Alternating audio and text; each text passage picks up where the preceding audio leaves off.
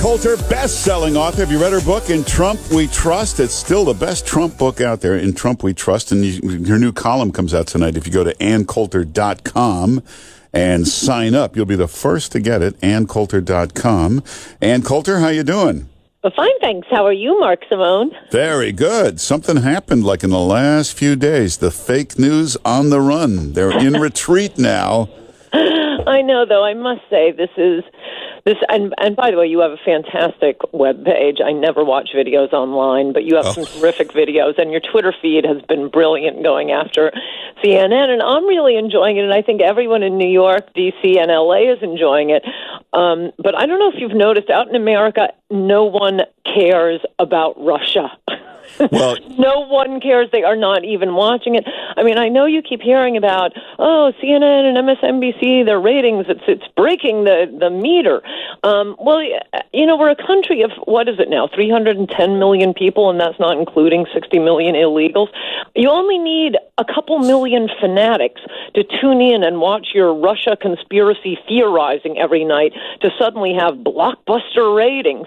But you leave the metro areas, and no one cares. They're waiting for the wall. Yeah, you know, I always check all the newspapers around the country.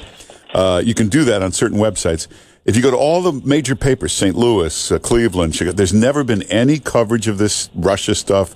They've never heard of Steve Bannon or Jared Kushner. They don't know about That's actually surprising, because as I've told you before, I've noticed even in, lovely American parts of the country, all of the newspaper editors, all they want out of life is to be invited to write a guest editorial for the New York Times, and which is why I'm so happy newspapers are going out of business. But usually they do just follow what's on the New York Times. So that really shows you that they probably tried it for a few days, and their readers stopped buying it. You can get the online ads. You can get the what are they called? The classifieds online now through Craigslist. So you really don't need a newspaper for anything. Well, those guys may write that, but it's in the back in the editorial section. I'm talking about the first 10 pages. It's not in there in these papers around the country. Yeah. So, hey, did you see this? This is actually Bruce Blakeman. I know the guy. His company. I have it up on Twitter. You see the picture of what they're proposing for the wall? Oh, I did. It was interesting, although I thought it looked a little too airy. Well, but a lot of the border guards are saying they want to be able to see through the wall. That's very important.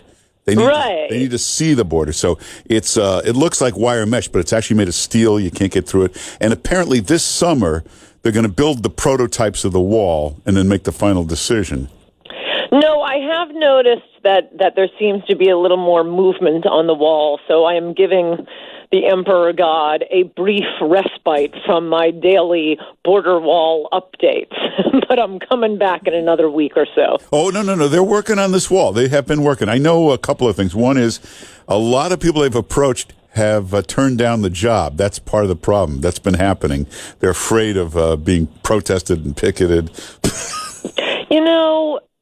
I mean, this is the problem with the media being centered in these areas of the Trump resistance. It really creates the impression that there's a lot more hatred of Donald Trump out there than there is. I mean, thus the polls. You can't believe. I mean, this is not a crazy idea now. The American public was polled really quite extensively throughout, the second half of 2015 and 2016, and every poll showed that Hillary was going to win, and substantially. A 90% chance that she was going to get 300 electoral votes. And then, we have the election, and whoa, were the polls wrong. So I'm not saying all polls are wrong. I think they're interesting about a lot of questions, though sometimes you have to trick people to get them to tell you the truth. But all polls about Donald Trump are utterly, utterly useless. So why do they keep taking them? Well, but I always go look in the metrics. You can tell which are the fake polls. The fake ones are Bloomberg, ABC, CBS, NBC, New York Times, Washington Post. Well, by fake, I mean I look at the metrics, and they take Republicans down to 23% in the sample, which is preposterous. Sure, but they always do that. I mean, even if, the Christian Coalition, if they even exist, even if you and I took the poll, people don't want to. Some people, there are at least 10-15% are voting for Trump, but they don't want to admit it. They probably don't want to admit it to themselves. But if you talk to John McLaughlin or these top poll guys, you say, what should the sample be? They'll tell you it should be Republicans 36%, Democrats 38%, the rest independents. No, sure, but that's true of even polls on Bush. Trump is off the charts on this.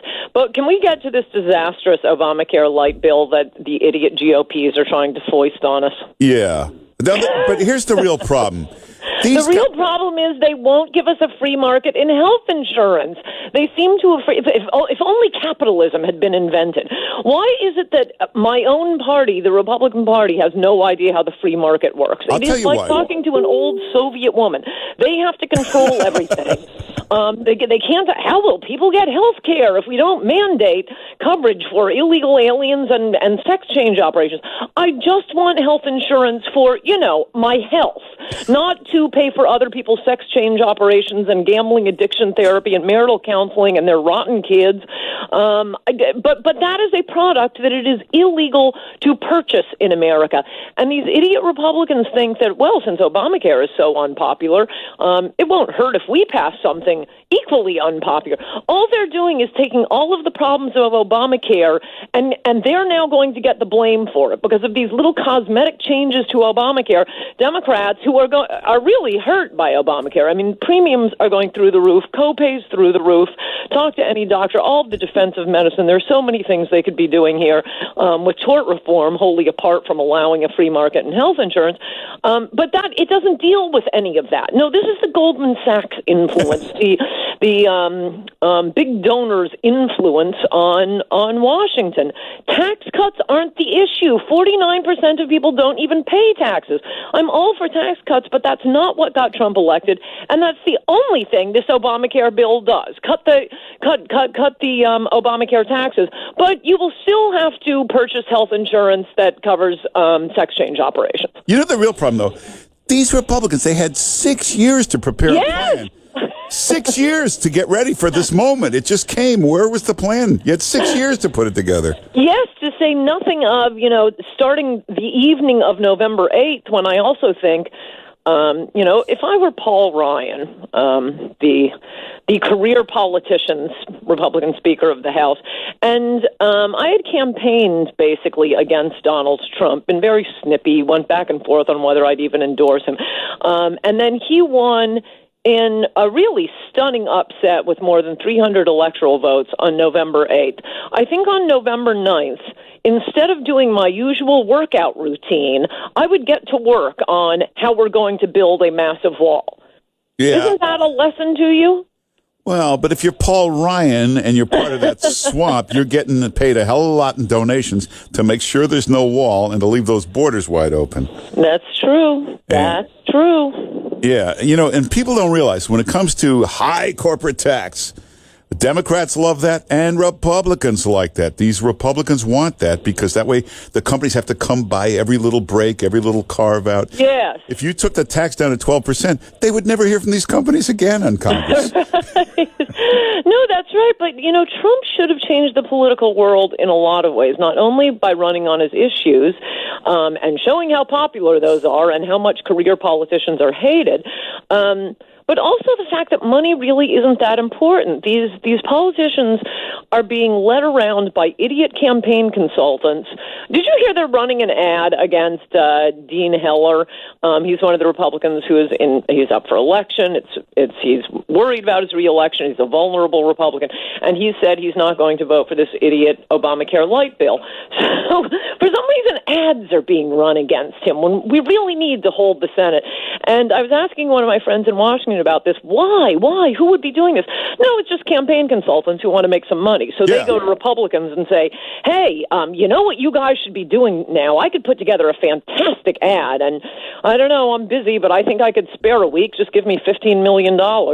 Yeah, campaign consultants, that's how they get paid. They get a percentage of the TV ad buy. Yep. Which turns out to be irrelevant. Trump spent less than Bernie Sanders. Well, everybody get Ann Coulter's book, In Trump We Trust. You'll love this. If you haven't read this, it's a big bestseller for weeks and weeks, but if you haven't read it, go get In Trump We Trust. And the new column comes out tonight? Yes, it does. It's a buffo column. Well, and go to AnnCoulter.com. Actually, if you sign up there, you get the column first. Just go to AnnCoulter.com. And Ann Coulter, thanks for being with us. Good to talk to you, Mark Simone. Bye-bye. All right, take care.